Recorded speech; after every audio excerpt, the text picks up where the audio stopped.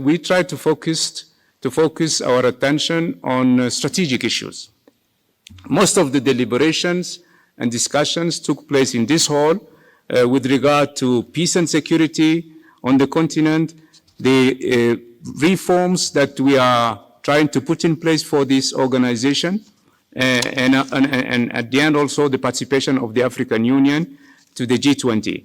Of course, we received the reports of the assembly committees, which are presided over by heads of states. Agenda 2063 was one of them, the reports, or the NEPAD report, the AFCFTA report, and so on and so forth.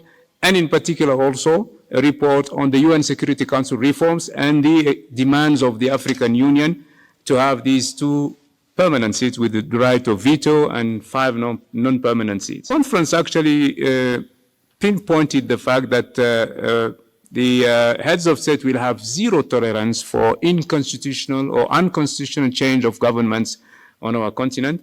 The conference also underscored its determination to silence the guns. This is also a very important program if we contemplate to develop this continent and create the integration conditions for our countries. We need to silence the guns. We need peace on this continent. We need stability on this continent, and we have a program for that. The conference really underscored the necessity and its determination to pursue the goal of silencing the guns. The conference also committed to support the reforms, because without reforming the way we are handling our security issue, peace issue, the way we are handling our economic challenges and trade-related affairs, I think it will be very difficult to reach the deliverables that we need to reach. And we all know that the Agenda 2063 is built on 5 pillars, which are the 10-year plan, and then divided in 5-year plans. And we launched the 2024-2028 5-year plan.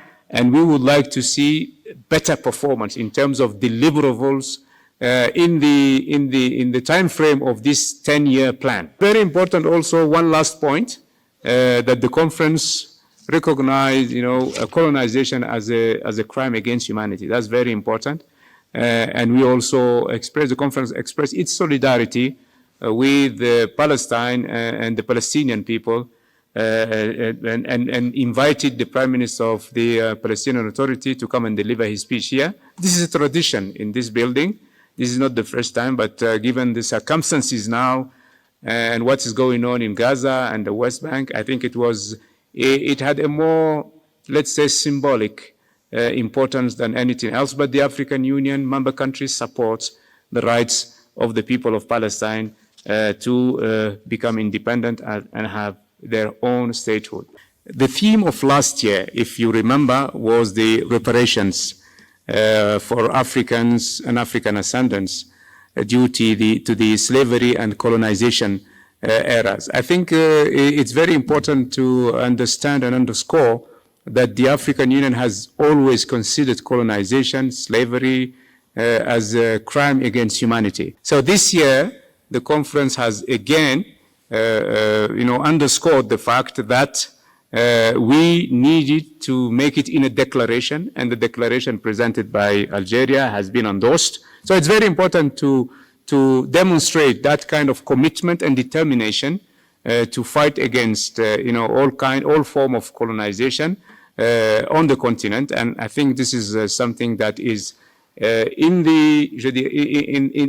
line with the whole struggle for independence since the 60s, 50s, 60s, and then it is ongoing. The biggest problem that we have in that region is the proliferation of terrorist groups, traffickers, and all kind of secessionist rebellions. And this region has become a source of concern when it comes to the neighboring countries too. So it's very important also to understand that we need to continue to engage with them.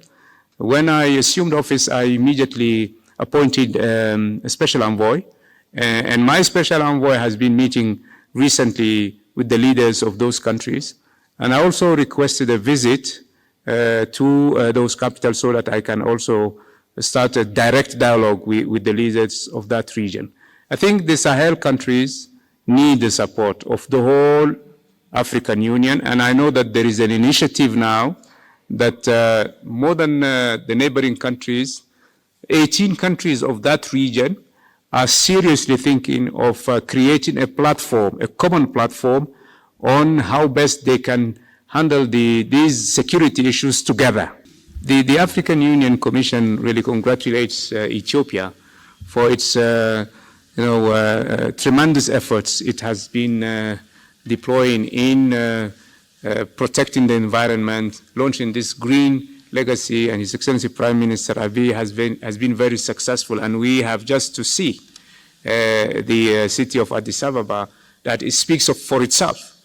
And also we have to remind us all that Ethiopia organized the African Climate Summit, which is now the declaration of that summit, the roadmap of that summit will be the reference documents for the African position when it will come to defend our position in climate justice, the financing of our adaptation plan, and also the voicing also the expectations of continent in energy transition, et cetera, et cetera. All these issues, you know them.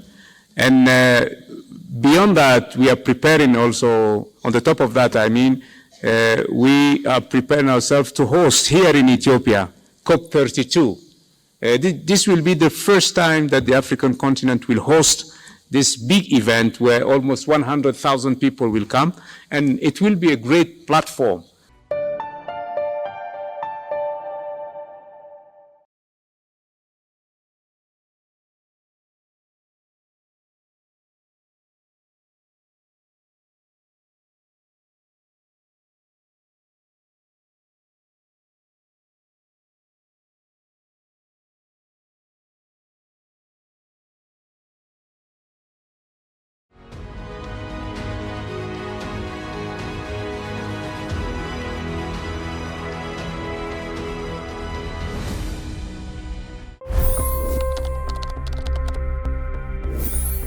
$25 crore गरीब गरीबी को परास्त करके बाहर निकले। For the good of our nation, let's work together and let's truly make America great again. The fastest news breaks. Requested PM saying that look, you will have to speak to Putin and to Zelensky. The biggest newsmakers. The relationship with India is probably the most important bilateral relationship the U.S. will have for the rest of this century. The capital delivered quite an election result today. Expert analysis. The million-dollar question today is how to stop this dance of death. Ground reports. I'm standing at the crossroad of the Kumbh Mela. Behind me are more than 100 entry guards.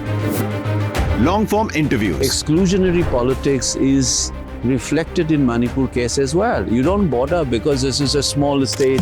Deep dive into burning issues. It's often said DRC could be the richest country in the whole world. It's because of what sits underneath. Why exactly did the US topple the Sheikh Hasina government?